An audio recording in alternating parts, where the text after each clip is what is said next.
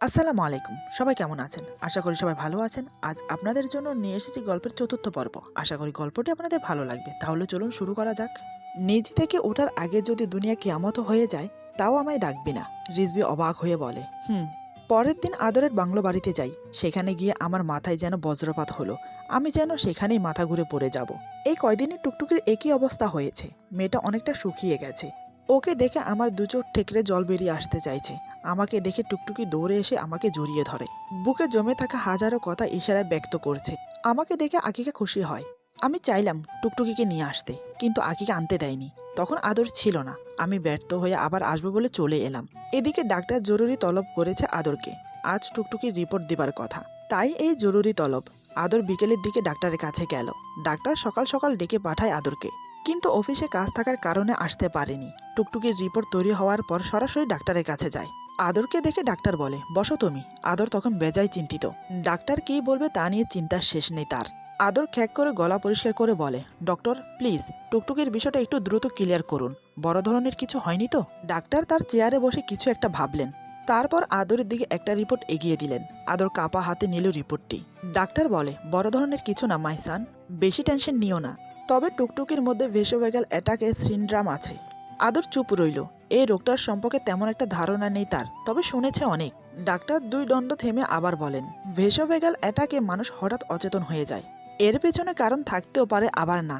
যেমন ধরো রাতে ওয়াশরুমে যেতে বা পানি খেতে উঠলে মাটিতে পা রাখতে অজ্ঞান হয়ে যাওয়া, ব্যাপারটা ঠিক সেরকম ডেঞ্জারাস। অস্ফুট সুরে বের হয়ে এলো আদরের মুখ থেকে। ডাক্তার বলে, ততটা না, নর্মালি। এজন্য ভয় পাওয়ার কারণ নেই। তবে যদি পানি বা আগুনের কাছে অজ্ঞান হয় তাহলে ভয়ঙ্কর। সম্ভবত খুব কম সংখ্যার লোকের থাকে এটা। আদর বলে, এর কোনো মেডিসিন? ডাক্তার বলেন, না, নেই। তবে দুই একটা থেরাপি টুকটুকিকে আগেই দেওয়া হয়েছিল। আই থিঙ্ক ওর আগের ফ্যামিলি এই ডিজিজ সম্পর্কে অবগত ছিল। আদর বলে, okay doctor, thank you for helping me. Doctor বলে, it's my duty dear, take care of Tuktuki. তারপর বিদায় নিয়ে চলে এলো। বাগানের প্রান্ত ধরে বসে আছে টুকটুকি। সারা দেহময় বিশাল বিরক্তির ছাপ। মনে মনে ভাবছে টুকটুকি, এখান থেকে পালানোর কোনো উপায় খুঁজে পাচ্ছে না। নুহাস এসেছিল সকালে। নুহাসকে দেখে হাত পা থরথর করে কাঁপছিল ওর। নুহাস চলে যাওয়ার পর হঠাৎই জ্ঞান হারায়। মানুষটা কতটাই খারাপ সে জানে। টুকটুকি তাকে ছাড়া থাকতে পারে না। তাও এত দেরি করলো আসতে। আকিকা তখন বাড়িতেই ছিল। নুহাসকে দেখে সেও খুব খুশি হয়েছে, কিন্তু টুকটুকিকে নিয়ে আসতে দেয়নি। তাই শত ভাবনায় মগ্ন টুকটুকি। এখানে আদরের কাছে সে থাকবে না। লোকটাকে তার ভালো লাগে না। আজ যখন নুহাসের সাথে যেতে পারলো না, তখন অসহ্য লাগছিল। আদর বাড়ি ফিরে পেছনের দিককার বাগানে চলে এলো। ছোট্ট একটা পানির ফোয়ারা আছে এখানে। টুকটুকি প্রায় এখানে পা ঝুলিয়ে বসে থাকে। আজও তার ব্যতিক্রম হলো না। আদর সেদিকটায় পা বাড়াতে নিয়েও আটকে যায়। টুকটুকি তাকে দেখলে মুখ বিষণ্ণ করবে, সে তার জানা। খুব খারাপ লাগা কাজ করে ভেতরটাতে তখন। একটা মানুষকে সে ছোট থেকে অন্ধের মতো ভালোবেসেছে, অথচ শুধুমাত্র পাশে থাকতে পারেনি বলে সেই মানুষটা এখন তার উপস্থিতিকেও অপছন্দ করে। আকিকা ছাদ থেকে আদরকে এভাবে দাঁড়িয়ে থাকতে দেখে নেমে আসে। ধীর পায়ে আদরের পাশে এসে দাঁড়ায়। আদর মুখ শক্ত করে সেভাবেই দাঁড়িয়ে থাকে মুক্তির মতো। আকিকা বড় একটা নিঃশ্বাস ছেড়ে দিয়ে বলে, এভাবে দূরে কেন দাঁড়িয়ে আছো? আকিকাকে চমকে দিয়ে আদর বলে, ভালোবাসতে হলে প্রেমিক প্রেমিকার মাঝে শরীরটাই আসল, তাই না আকিকা? আদরের হঠাৎ এমন প্রশ্নে ভরকে যায় আকিকা। মিনমিনে সুরে বলে, মানে? শরীর কেন আসল হতে যাবে? মনটাই আসল। আদর বলে, না, তাহলে টুকটুকি ভালোবাসতো আমাকে। আকিকা বলে, সময় দাও, বাসবে। আদর বলে, বাসবে না, কারণ আমি ওর কাছে ছিলাম না এর আগে। ওকে আমার ভালোবাসার যথাযথ প্রমাণ আমি দিতে পারিনি। আমার আগেই অন্য কেউ জায়গা করে নিয়েছে ওর মনে। আকিকা বুড়ো কুচকে বলে, হোয়াট আর ইউ সিং? টুকটুকি অন্য কাউকে ভালোবাসে? আদর বলে, নুহাসকে। আমার ধারণা, তবে সত্যটা জানা নেই। আকিকা সচকিত ভয়ের তো কণ্ঠে আদরকে বলে, নুহাস আজ এসেছিল, টুকটুকির সাথে দেখা করে গেছে। আদর অবাক হয়ে বলে, হোয়াট? আর তুমি আমাকে জানালে না পর্যন্ত? কখন এসেছিল সে? আকিকা বলে, আজ সকালে। তারপর সব খুলে বলে আদরকে। সব শুনে আদরের মাথায় হাত। এদিকে মনোরমা বেশ রেগে ফায়ার হয়ে বসে আছেন। টুকটুকিকে তারা আসতে দেয়নি কথাটা যেন ঠিক তার গায়ে সয়নি। বিলাপ করেই চলেছেন সন্ধ্যা থেকে। রিজবিও কিছুটা খেপেছে। পরের দিন সকালে আমি আবার আসি আদরের বাসায়। সাথে এবার মনোরমা রিজবিও ছিল। আদরের বাড়ি আসার পর জানতে পারি আদর নেই এখানে। কোথায় গেছে তা জানে না বাড়ির দারোয়ান। শুধু তাই নয়, টুকটুকি আকিকাও নেই বাড়িতে। এই কথা শুনে একটু খটকা লাগে আমার মনে। মনোরমাকে হোটেলে রেখে রিজবিকে নিয়ে এয়ারপোর্টে চলে যাই ফিরে যাওয়ার টিকিট কাটতে। টুকটুকিকে সমেত 4টি টিকিট কাটবো। তাই মনে মনে ভেবে নিয়ে এয়ারপোর্টে এলাম। কিন্তু সেখান থেকেই জানতে পারলাম আদর বাংলাদেশে ফিরে গেছে কাল রাতে। কথাটা শুনে তখন প্রচন্ড পরিমাণ অসহায় লাগছে নিজেকে। কান্না কান্না পাচ্ছে আমার। আমি সাধারণত কাঁদি না। ছেলে জাতটা আল্লাহ তাআলার অন্যতম সৃষ্টি, শক্ত হাতে দুনিয়া সামলাবে, পরিবারের সুরকায় লোহ ঢাল তুলে নেবে, ভেতরটা ছাড়কার হয়ে রক্তক্ষরণ হলেও চোখ থাকবে ধীর, ঠোঁটে ফুটবে এক চিলতে চাঁদের মতো চমৎকার হাসি, সূক্ষ্ম রাগ তাদের বৈশিষ্ট্য, চাহনি মায়াময়, হাজারো চোখ সে চোখের ভেতরকার যন্ত্রণা দেখতে পাবে না, মুখ ফুটে তারা বলবে না আমি ভালো নেই। আমি মুহূর্তেই সামলে নিলাম নিজেকে, কঠিন সময়ে হোঁচট খেলে তো চলবে না। টুকটুকি খেলছে তো আমার সাথে, ছোটকালের সেই হাইড অ্যান্ড সিক, খেলুক, আমিও দেখব কতদূর সে খেলে। হাঁপিয়ে তো দিন শেষে আমার কাছেই ফিরতে হবে, এত সহজে ছাড় দেব না ওই মেয়েকে। দহন যখন দিয়েছে, এই প্রেমের দহনে দুজন একসাথেই পড়ব, এতটুকু আমার কাছে পরিষ্কার। আদর ইচ্ছে করে টুকটুকিকে দূরে রাখছে আমার কাছ থেকে, কিন্তু কারণটা কি? গত 6 দিন পর ছিল আমাদের টিকিট, কিন্তু একদিন অপেক্ষা করা মানে জম ডেকে আনা। আমি দম আটকে মরে যাব, কিন্তু অত টাকাও নেই হাতে যে আবার টিকিট কাটবো। আর দ্রুত যেতে টাকাও বেশি প্রয়োজন হবে। না চাইতেও 6 দিন পরেই ফিরতে হলো আমাদের। বাংলাদেশে ফিরে রিজভী মনোরমাকে নিয়ে বাড়ি আসে, আমি থেকে যাই ঢাকা। মাথা এতটাই গরম হয়ে আছে, রাত না হলে চলে যেতাম মিরপুর। অসহ্য অস্থিরতায় কাটলো আমার সারাটা রাত। এমন একটা পরিস্থিতির সম্মুখীন হতে হবে আমি তা কল্পনাতেও ভাবিনি। একটা মানুষ কিভাবে এসে কিছু কাগজের ভিত্তিতে এত বছরের সম্পর্কের ভিত কিভাবে নড়বড় করে দিতে পারে। টুকটুকির বার্থ সার্টিফিকেটও আদরের ফ্যামিলি হতে পারে, কিন্তু ছোট থেকে রেহানা যে শরীরের রক্ত পানি করে টুকটুকিকে বড় করেছেন, তার সার্টিফিকেট কেন নেই? মনোরমার শেষকালে অসুস্থ শরীর নিয়ে নাতনির জন্য এতদূর ছুটে আসা, টুকটুকির প্রতি তার ভালোবাসা, কই তার তো কোনো সার্টিফিকেট নেই। বাড়ির প্রত্যেকটা সদস্য যে এতটা ভালোবাসে টুকটুকিকে, কই তারও তো কোনো সার্টিফিকেট নেই। এই যে আমি ভালোবেসেছি, আমার মনটা দিয়ে দিয়েছি, সেটারও তো কোনো সার্টিফিকেট দিল না। তাহলে হয়তোবা এই মূল্যবান জিনিসটা ফেরত পেলেও পেতে পারতাম। কাগজের কয়েকটা কালির খোঁচায় সম্পর্কের ভীতিটা প্রমাণ হয়। মিরপুর ঘুরে যখন পাইনি, বাড়ি ফিরতে ফিরতে প্রায় 1টা বেজে যায়। তখনই নিবিড় কল দিয়ে বলে দ্রুত বাড়ি ফিরতে। ফিরে এসে এত বড় ধাক্কা খাবো তাও ভাবতে পারিনি আমি। যে টুকটুকিকে খুঁজে আমি ঢাকার প্রতিটা গলি চিনে ফেলেছি, সে টুকটুকি এখন আমারই বাড়িতে। কিন্তু নিবিড়ের কথার মাঝে কিছু একটা ছিল, যেটা আমাকে খুব ভাবাচ্ছে। টুকটুকি বাড়ি ফিরে এসেছে, সবার তো খুশি হবার কথা, কিন্তু নিবিড়ের কণ্ঠে কেমন যেন একটা বিষণ্ণতার ছাপ বিরাজমান। বুকের ভেতরটা কেমন যেন ধূপ করে উঠল। টুকটুকি ঠিক আছে তো? কেমন জানি কেঁদে কেঁদে কথাগুলো বলছিল নিবিড়। আমার মাথায় কিছু আসছে না, তাই আমি তখনই বাড়ির উদ্দেশ্যে রওনা দিই। বাড়ি ফিরতে ফিরতে রাত 1টা বাজে। আমাকে দেখে সবাই কোথায় খুশি হবে তা না করে সবার মুখে যেন বিষণ্ণতা আর ভয়ের ছাপ ফুটে উঠেছে। আমি খুব আনন্দিত ছিলাম, কারণ অনেকদিন পর আমি আমার টুকটুকিকে বুকে নিতে পারবো। এত এত অভিমান যে তার উপর আমার। অনেক না বলা কথা জমে আছে আমার বুকে, সেগুলো তো বলতে হবে তাকে, তাই না? কিন্তু সবাই আমাকে দেখে এভাবে তাকিয়ে আছে কেন? তাদের সবার মুখ দেখে এটাই মনে হচ্ছে বাড়িতে কিছু একটা হয়েছে। আমি দৌড়ে গিয়ে মাকে জিজ্ঞেস করলাম, কি হয়েছে মা? তোমরা সবাই এভাবে চুপচাপ দাঁড়িয়ে আছো কেন? বাড়িতে টুকটুকি এসেছে, আমি ফিরে এসেছি, কোথায় সবাই আনন্দ করবে তা না, সবাই মুখ লটকিয়ে দাঁড়িয়ে আছো। দেখলাম কেউ কোনো কথা বলছে না, এমন মনে হচ্ছে কেউ যেন আমার কথা শুনতেই পাচ্ছে না। এবার আমার খুব টেনশন হতে লাগলো। কিছু তো একটা হয়েছে, যেটা সবাই আমাকে বলতে দ্বিধাবোধ করছে, কিন্তু কি হয়েছে? এবার আমি আর নিজেকে নর্মাল রাখতে পারলাম না। কণ্ঠে গভীরতার ভাব এনে বললাম, বাড়িতে কি হয়েছে? কেউ কি কিছু বলবে আমাকে? এতক্ষণ পর আত্মনাদ করে উঠল রেহানা। এবার যেন ভয়ঙ্কর কিছু একটা আমার গলা রোধ করে আসছে। হঠাৎ বাবা আমার কাঁধে হাত রেখে বলে, নুহাস তুই ভিতরে যা, হাত মুখ ধুয়ে ফ্রেশ হয়ে নে, একটু বিশ্রাম নে, পরে তোকে সব বলছি। আমি বাবার হাতে হাত রেখে বললাম, কি হয়েছে বাবা? আমার ধৈর্যের পরীক্ষা নিও না প্লিজ, বলো কি হয়েছে। এখানে সবাই উপস্থিত আছে, কিন্তু টুকটুকি কোথায়? এমন সময় রেহানা বলে, বাবা নুহাস, আমার মেয়েটাকে বাঁচিয়ে নে, ও ছাড়া যে আমার আর কেউ নেই। এই কথা শোনার সাথে সাথে আমার পেট দেয়ালে ঠেকে গেল। আমি কাঁপা কাঁপা গলায় বললাম, কি কি কি হয়েছে ওর? কোথায় ও? এমন সময় নিবিড় বলে, আসলে আদরের সাথে বাড়ি ফেরার সময় রাস্তায় একটা অ্যাক্সিডেন্ট হয়, তেমন ক্ষতি হয়নি টুকটুকির, তবে মাথায় কিছুটা চোট পেয়েছে, সেই থেকেই কুমায় চলে গেছে। আজ 3 দিন ধরে চিকিৎসা চলছে, কিন্তু কোনো উন্নতি হচ্ছে না। সামান্য চোট, এমনটা তো হবার কথা নয়। আমি একজন ডাক্তার হিসেবে যতটুকু করার ততটুকু করেছি। আমি আমার মতে কোনো খামতি রাখিনি, তবে কেন যে ওর জ্ঞান ফিরছে না সেটাই বুঝতে পারছি না। নিবিড়ের কথা শেষ হতে না হতে আমি ধপ করে মেঝেতে বসে যাই। আমি যেন নিজেকে স্থির রাখতে পারছি না। এমন সময় বাবা এগিয়ে এসে আমায় অনেক সান্ত্বনা দেয়। তারপর অনুই বিনয় করে বলে, বাবা তুইও তো ডাক্তার, আমার টুকটুকি মার কি হয়েছে? তুই ওকে দেখ না, ভালো করে দে। ওকে ছাড়া যে পুরো বাড়িটা খাঁ খাঁ করছে। তারপর থেকে একটানা 6 মাস পেরিয়ে গেল, টুকটুকি এখনো ঘুমায়। আমি অনেক চেষ্টা করেছি, বাহিরে থেকেও ডাক্তার আনিয়েছি, কিন্তু কিছুতেই কিছু হয়নি। টুকটুকির এই অবস্থার জন্য আদর নিজেকেই দায়ী করছে। সে মনে করছে আজ যদি টুকটুকিকে সে না নিয়ে যেত তাহলে হয়তো তার এমনটা হতো না। এই হচ্ছে টুকটুকির কুমায় যাওয়ার ঘটনা। সেই থেকে এই মেয়েটা অভিমান করে এখনো কুমায় আছে। ওর সব অভিমান যে আমার সাথে। আজ বিকেলে হঠাৎ করেই টুকটুকি কোমা থেকে বের হয়েছে, কিন্তু না বের হওয়ার মতনই। শরীর অনেক দুর্বল। ও যে সব ভুলে গেছে আমাকে, ভুলে গেছে বাড়ির এরা সবাই ওর আপনজন, ভুলে গেছে হাসতে, শুধু ফ্যালফ্যাল করে চেয়ে থাকে। এখন চিন্তার কোনো কারণ নেই, হয়তো কয়েকদিন রেস্ট নিলেই ঠিক হয়ে যাবে। আমি মনে মনে অনেক খুশি হলাম, আল্লাহর দরবারে শুকরিয়া জানালাম। আমি আমার ভালোবাসার মানুষটাকে আবার ফিরে পেয়েছি। এখন শুধু আল্লাহ যদি ওকে সুস্থ করে দেয়, ওকে ঠিক আগের মতো করে দেয়, তাতেই আমার জন্য অনেক পাওয়া। আমি আর কিছু চাই না আল্লাহর কাছে। এভাবে চলতে থাকে বেশ কয়েকদিন। একদিন বাবা বাজার খুঁজে সবচেয়ে বড় মাছগুলো নিয়ে আসে আমার জন্য। বাবা মনে মনে বলে, ছেলেটা যে আগে রুই, পাবদা, চিংড়ি খুব পছন্দ করত, এখন তো ঠিকমতো খাই না। ছেলেটাকে নিয়ে বড্ড চিন্তা সবার। বাজার থেকে ফিরে সেলিনা আর রেহানাকে বাজারগুলো দিয়ে বলেন, ভালো করে কষাইয়া মোটর দিয়ে ভুনা করবা রুই মাছটা, পাবদা রানবা টমেটো দিয়া, আর লতি আনছি দেখো, চিকন চিকন লতি দিয়ে ঝাল ঝাল কইরা রানবা চিংড়ি। রেহানা কিঞ্চিত কপাল কুচকায়। সেলিনা মানে আমার মা বসা কণ্ঠে কাশি দিয়ে বলে, খাইব কে এত?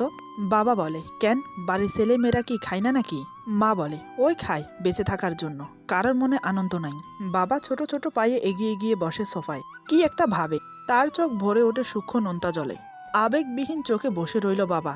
সীমা বাবার জন্য চা নিয়ে এলো। মুখ বোতা করেই চা হাতে নিল বাবা। চায়ের স্বাদ মুখে লাগতেই চমকে উপরে দেখলেন, এই বাড়িতে ভালো চা বানায় টুকটুকি আর সীমা। সীমাকে দেখেই বাবা দাঁড়িয়ে মাথায় হাত বুলিয়ে বলে, কখন এলি মা, আছিস কেমন? সীমা বলে, ভালো বড় আব্বু, কিন্তু তুমি তো অসুস্থ হয়ে যাচ্ছ দিন দিন। বাবার একটা দিক নিঃশ্বাস বের হয়ে আসে বুকের ভেতর থেকে। তারপর বলে, আমার সংসারটা কেমন জানি হয়ে গেল রে মা। গলা ভেঙে আসে বাবার। সীমা এবার কেঁদে বলে, সব ঠিক হয়ে যাবে বড় আব্বু। বাবা বলে, মা মারে তুই কাঁদিস না, তুহিন আসেনি? বাবা দ্রুত সীমার চোখের জল মোছেন। সীমা বলে, ও রাতে আসবে, টায়রাকে আর আমাকে পৌঁছে অফিসে গেছে, অফিস থেকে এখানেই আসবে। বাবা বলে, আচ্ছা আমার টায়রা মনিটা কই? টুকটুক পায়ে সারা বাড়িতে হাঁটে না কেন? সীমা এবার আওয়াজ করে হেসে ওঠে।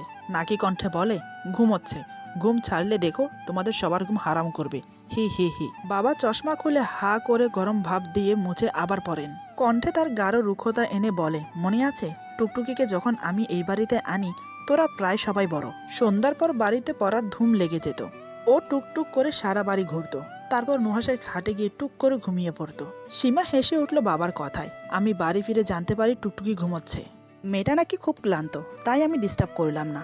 অনেকদিন পর আজ হসপিটালে গিয়েছিলাম রুগী দেখার জন্য। মেয়েটা অসুস্থ হওয়ার পর থেকে আমি আর হসপিটালেই যাইনি। ঘর থেকে এক কদম কোথাও বের হয়নি। গোসল সেরে হালকা কিছু খাওয়া দাওয়া সেরে টুকটুকির ঘরে গেলাম। ততক্ষণে টুকটুকি জেগে উঠেছে। টুকটুকি খাটে শুয়ে তাকিয়ে আছে আমার দিকে। গত 7-8 মাস আগে অ্যাক্সিডেন্টে কমায় যায়। 1 মাস আগে চোখ মেলেও পুরোপুরি প্যারালাইসিসড হয়ে যায় টুকটুকি। কিছু কিছু ক্ষেত্রে কোমার রোগী প্যারালাইসিসড হয়ে যায়।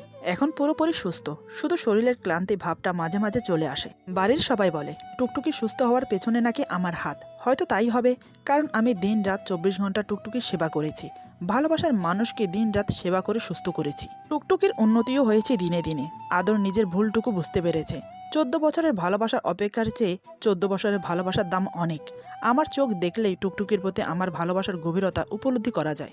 আদর ঠিক করেছে আমার আর টুকটুকির ভালোবাসার মাঝে আর বাধা হয়ে দাঁড়াবে না। জীবনের বাকি সময়টুকু বাংলাদেশেই কাটাবে। নিজের দেশের গন্ধে যেন পরিতৃপ্তি আছে। তা কখনোই সেই ইট পাথরের আধুনিক শান্তিময় দেশে নেই।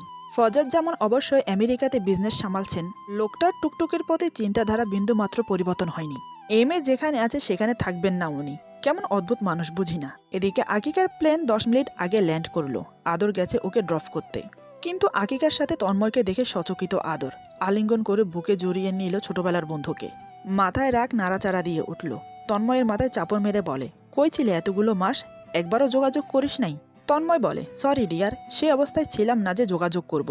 বাংলাদেশ থেকে যাওয়ার 2 মাসের মাথায় মম মারা যায়। আমি মানসিক ক্ষতিগ্রস্ত হয়ে পড়ি। আকিকার প্রতি রাগ থাকার কারণে তোদের সাথে যোগাযোগ করতে পারিনি। আর করতামই কিভাবে? ফোন ভেঙে ফেলেছি, সিম নষ্ট করে ফেলেছি, তারপর আমি পুরো একা হয়ে যাই। তন্ময় এমন ভনিতে কথা বলছে যেন কিছুই হয়নি, অথচ কত বড় ঝড় নেমেছে ওর জীবনে। আদরও তন্ময়ের মা মারা যাওয়ার কথা শুনে ব্যথিত হয়। আদর বলে, খুবই দুঃখজনক, তার আত্মার শান্তি কামনা করি। কিন্তু কি এমন রাগ আকিকার সাথে যে যোগাযোগ অফ করতে হবে? কথাটা শুনে তন্ময় মাথা নিচু করে থাকে। তারপর হঠাৎই কিছু বলতে নিলে তার আগে আকিকা বলে, আমরা ভালোবাসি একে অপরকে।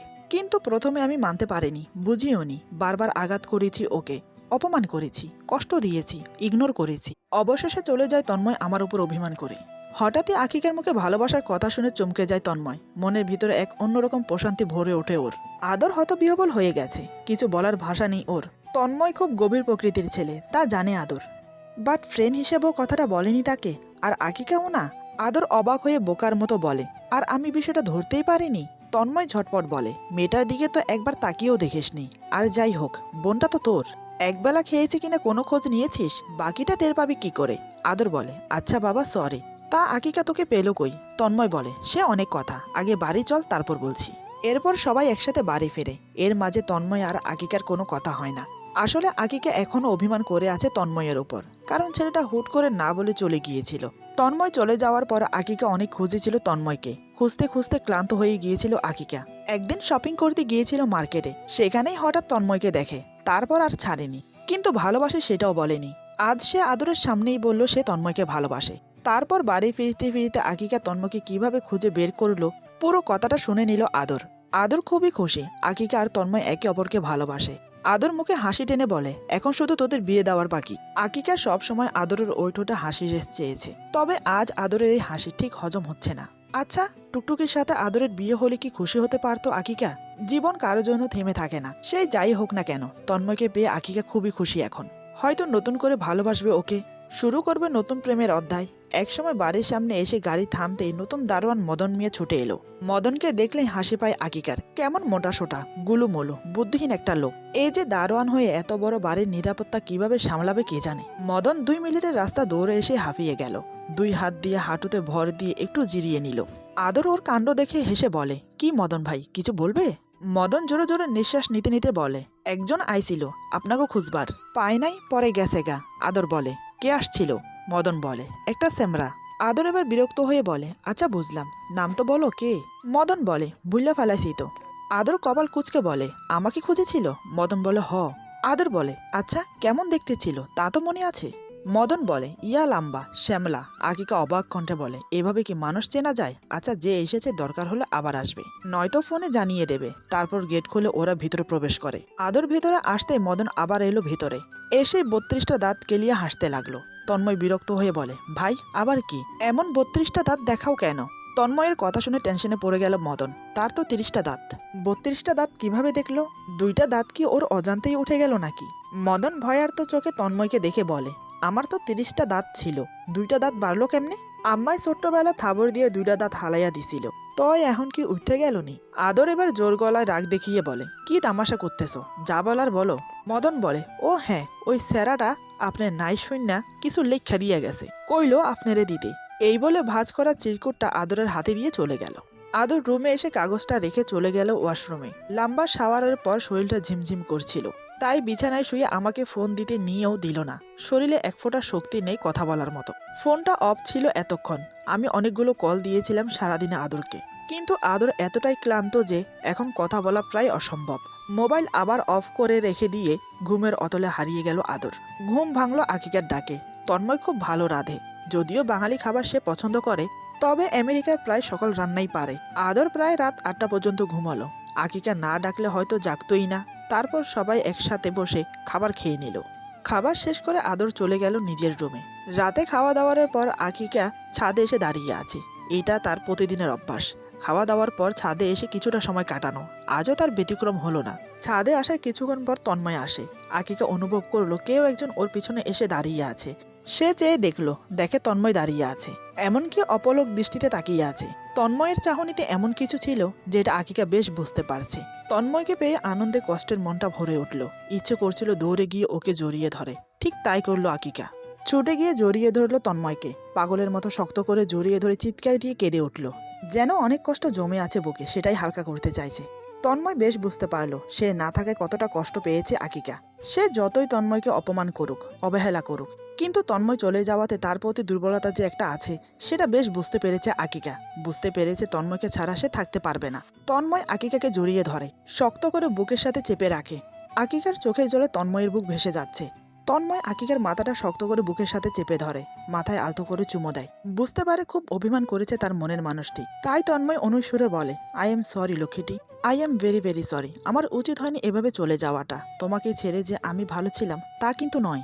প্রতিনিয়ত আমাকে তোমার শূন্যতা কুরে কুরে খেয়েছে। এবার আকিকা নিজেকে স্বাভাবিক করে বলে, কেন চলে গিয়েছিলে আমাকে ছেড়ে? তুমি না আমাকে ভালোবাসো? ভালোবাসার মানুষকে কেউ এভাবে ছেড়ে যায়? আমি তোমাকে কোথায় কোথায় খুঁজিনি বলো?